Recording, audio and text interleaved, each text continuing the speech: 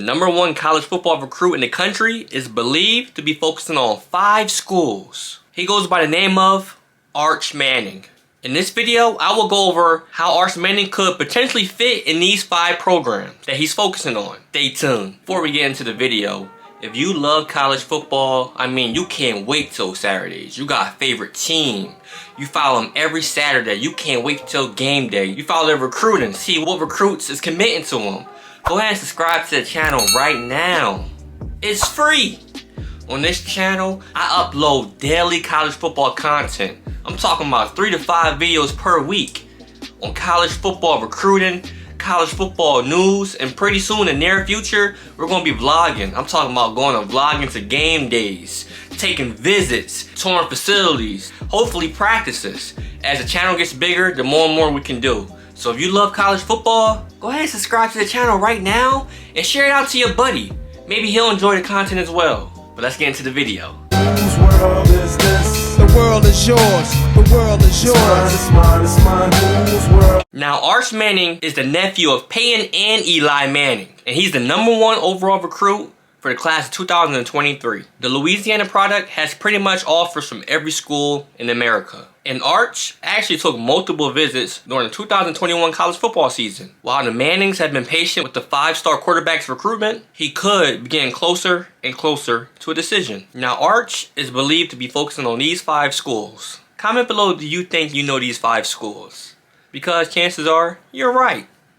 Alabama, Clemson, Georgia, Ole Miss, and Texas. Now, I will go over each of these 5 schools and explain how Arch is going to fit in each of these schools and pretty much the chances of the school getting them and why or why not. So first we have Ole Miss. The Rebels actually find themselves in a transitional period when it comes to the position of quarterback because they're losing their star quarterback Matt Carroll to the NFL. With Carroll, Coach Lane Kiffin and former offensive coordinator Jeff Lebby produce wonders. Ole Miss scored over 33 points per game in a loaded SEC West, and Carroll threw for over 3,000 yards and completed 67% of his passes. Not to mention that he was a Heisman contender for most of the season and potential #1 quarterback taken in this year's draft. Now, Ole Miss success combined with deep family ties to the program, Eli Manning, these are the reasons why Arch is considering the Rebels so much. As of now, Luke Altmyer is in line to be the starter for the Rebels in 2022. But given his inexperience and offensive coordinator Lebby leaving to take a job at Oklahoma, the door could be open in 2023 for Manning to take over the starting job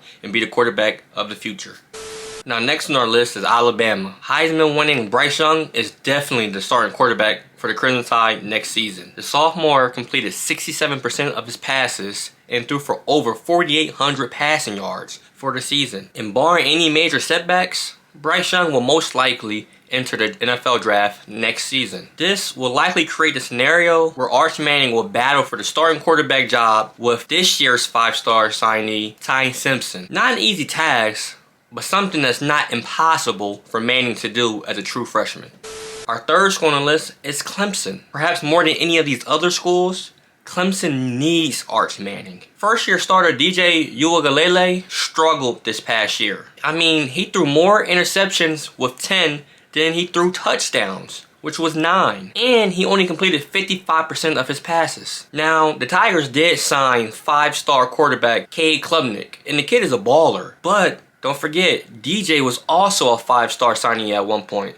So just because Cade is a 5-star doesn't necessarily mean that they have their future set. And I know you may comment, well, Arch is a 5-star, and that doesn't mean anything. Well, Arch has 2 uncles that says otherwise when it comes to Peyton Manning and Eli Manning. 2 Hall of Fame NFL quarterbacks who have won multiple Super Bowls. So his 5-star status is a little bit different than DJ's and Cade's. If Arch were to choose Clemson, he could play right away as soon as he steps on campus, depending on how DJ and Klubnik performs next season. And also worth mentioning, offensive coordinator Tony Elliott just took a head coaching job at Virginia. But the program's track record at this position speaks volumes and pretty much guaranteed success. Think about it. You have Trevor Lawrence, you have Deshaun Watson. Those 2 quarterbacks came in and changed the narrative of Clemson football. Now, yes, we have a down year with DJ, and we don't know what Cade can do. But with Arch Manning's talent and his football IQ, gifted from, again, his uncles, he can thrive at Clemson and put Clemson back on the map.